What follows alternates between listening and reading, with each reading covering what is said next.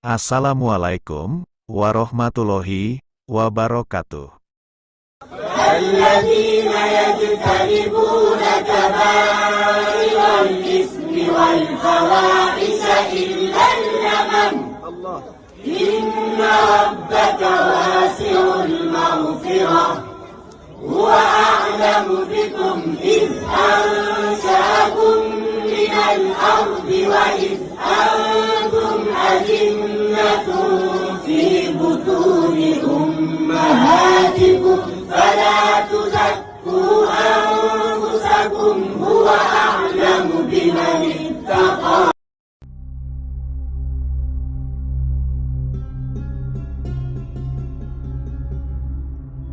Singkit adalah sebuah kota bersejarah di Mauritania dan menjadi salah satu landmark Islam di Mauritania dengan bangunan bersejarah, masjid kuno, museum dan perpustakaan yang berisi manuskrip paling langka di dunia. Meski sempat menjadi kota mati setelah berdiri di abad kedua Hijriah atau 8 Masehi dan beberapa abad mengalami kemunduran, Singkit bisa bangkit kembali pada tahun 1262 Masehi. Sejak saat itu, Singkit mulai berkembang dan yang paling menonjol dimulai pada abad ke-18 Masehi. Kota Singkit terletak di dataran tinggi Adror di tengah barat laut Mauritania, lebih dari 400 km di sebelah timur Samudra Atlantik pada ketinggian kurang dari 500 meter di atas permukaan laut. Berada di sudut barat laut Afrika Sub-Sahara di negara bagian Adror, sekitar 90 km sebelah timur kota Attar, pusat administrasi wilayah tersebut. Di utara dan di barat berbatasan dengan pegunungan Adror, dan di sebelah timur terbuka hamparan gurun yang luas, kurang lebih 660 km dari garis perbatasan dengan Mali. Asal-usul nama Singkit masih belum terselesaikan. Dengan berbagai penjelasan, salah satunya kata Singkit berasal dari bahasa Barbar yang artinya mata kuda. Beberapa sumber berpendapat bahwa nama Singkit berasal dari jenis bejana keramik yang disebut syakit, yang populer dari tempat ini. Ada pula yang menyebut pengaruh bahasa Arab klasik pada periode awal di sana juga mungkin terjadi pada penamaan Singkit sendiri. Nama Singkit memang lebih populer di kalangan bangsa Arab dibandingkan nama Mauritania sendiri. Sebab kota Singkit telah dikenal namanya di dunia Islam selama berabad-abad dan memiliki peran agama, budaya dan ekonomi yang menonjol di jalur perdagangan kuno. Singkit saat itu memainkan peran utama dalam menyebarkan Islam di Afrika, yang merupakan bagian dari Kekaisaran Ghana hingga abad keempat Hijriah, sekaligus menjadi jembatan terdepan di Afrika Barat yang menjadi tempat dakwah Islam di kawasan ini. Pada perkembangannya, Singkit menjadi kota oasis dan stasiun perdagangan gurun pasir yang amat penting. Para jamaah haji akan berkumpul di tempat ini, kemudian berangkat dalam satu konvoi untuk menunaikan ibadah haji. Kedatangan ulama dari negara-negara timur seperti Mesir, Irak, dan Sudan untuk berhaji juga memengaruhi kajian Islam, sehingga Singkit menyimpan manuskrip kuno yang sangat langka. Kemudian, secara bertahap muncul tipe kepribadian Singkit dalam peradaban gurun yang dibentuk oleh Islam. Saat ini, Singkit mampu melestarikan kekayaan budaya keilmuan yang khas dan alami dengan perpustakaannya yang berisi manuskrip langka. Singkit dikenal sebagai daerah penghasil hafid terbaik di dunia dengan sejumlah ulama besar yang mampu tampil dengan kemampuan menghafal kitab-kitab berbagai disiplin ilmu dan karya-karya mereka yang memukau dunia Islam. Bahkan, Al-Azhar mengakui kehebatan ulama dari Singkit dalam merawat budaya menghafal ini. Pada kisaran tahun 1322 Hijriah atau 1904 Masehi, salah seorang delegasi dari Singkit bernama Syekh Muhammad At-Tarkazi datang ke Al-Azhar untuk memenuhi undangan dari universitas Islam tertua di dunia ini. Dia diminta oleh para pakar bahasa di Al-Azhar agar mengoreksi naskah kitab Al-Qamus Al-Muhit dengan hafalannya. Dan ternyata seluruh pakar bahasa Arab di Akademi Bahasa Al-Azhar mengakui kemampuan Syekh Mahmud. Beliau mampu mengoreksi kitab kamus bahasa Arab yang ditulis oleh Al-Fairuz Abadi itu dengan begitu cermat. Beliau juga mengoreksi kitab Al-Mukhassas karya Ibnu Sayyidah dan kitab lainnya. Seorang dari ulama Al-Azhar menyebut Syekh Mahmud hafal Al-Muhit seperti menghafal surah Al-Fatihah saja. Dan sejak itu juga, Syekh Mahmud menjadi dosen pertama kajian linguistik era modern di Al-Azhar. Terkait ini, Toha Hussein dalam tulisannya menggambarkan testimoni mahasiswanya.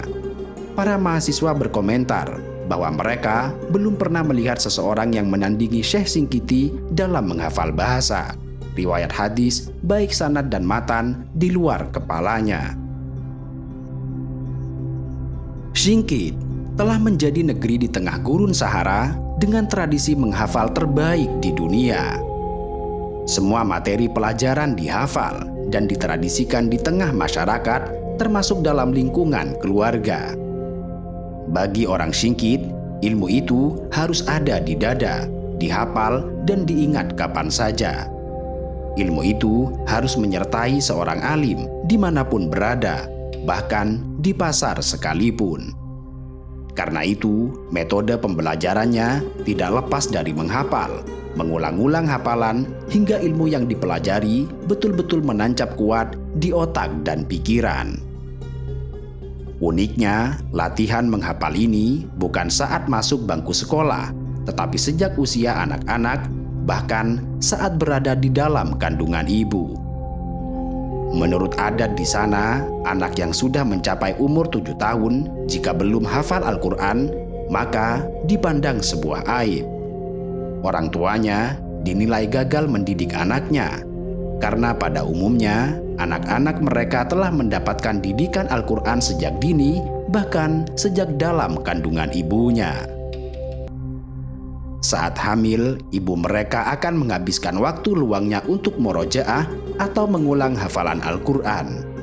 Setelah lahir, sekeluarga akan murojaah bersama, sedang bayi itu digendongnya, dan sang ibu menggendong sambil membacakan bait-bait Alfiyah Ibnu Malik. Dilanjut nanti ketika sang bayi sudah mulai bisa membaca Al-Quran dan mampu menghafalnya, ia akan murojaah langsung di depan orang tuanya. Di Singkit, anak usia 16 tahun sudah hafal ribuan bait syair dan 6 kitab bidang kebahasaan, 10 kitab bidang fikih, matan segaligus syarahnya, termasuk bidang tafsir serta hadis. Bagi anak-anak Singkit, teks ilmu hanya dijadikan pengantar untuk menghafal, yang kemudian dilekatkan pada hati dan pikiran sehingga kapan saja diperlukan bisa disampaikan. Dengan sistem modul, santri Singkit menulis teks di lauhun atau papan kecil yang mudah untuk dihapus. Mereka tidak boleh mencatat dan menghafal pelajaran kecuali sudah mendapat penjelasan dari guru, dan tidak boleh menghapus catatannya sampai dihafal dengan baik. Santri harus mengulang pelajaran hari ini, kemarin, dan kemarinnya lagi. Baik matan, syarah, atau penjelasan dari guru yang harus dihafal dengan kadar pengulangan yang ditentukan. Uniknya, di Singkit tidak ada ujian atau ikhtibar. Guru cukup bertanya secara random kepada semua santrinya. Pertanyaan guru tidak terbatas pada pelajaran tahun sekarang, melainkan juga 5 atau bahkan 10 tahun silam. Tidak ada hukuman bagi yang tidak bisa menjawab, tetapi suasana ilmiah dan tarbiyah di sana cukup untuk membuat malu setengah mati. Terkadang sang guru menegur santrinya yang tidak bisa menjawab pertanyaan, dan jika sudah ditegur guru, santri akan benar-benar sudah dihukum. Sebab menjadi sebuah prinsip di Singkit, tidak layak bagi seorang pencari ilmu tidak bisa menjawab pertanyaan guru.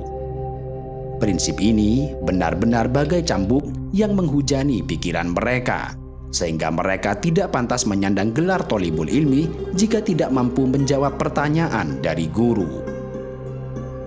Tanpa ujian bukan berarti tanpa apresiasi. Mereka yang telah menghafal banyak pelajaran akan diberi panggung di acara terbuka.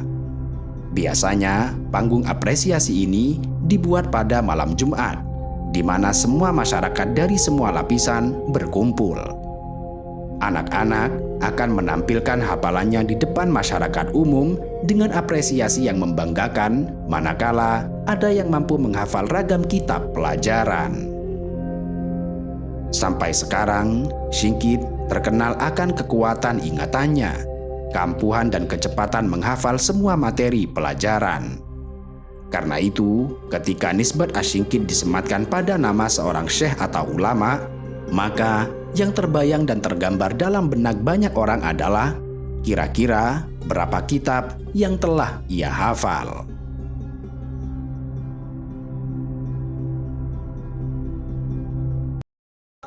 الذين يجتنبون كبائر الإثم والفواحش إلا اللمم إن ربك واسع المغفرة هو أعلم بكم إذ أنشأكم من الأرض وإذ أنتم أجنة في بطون أمهاتكم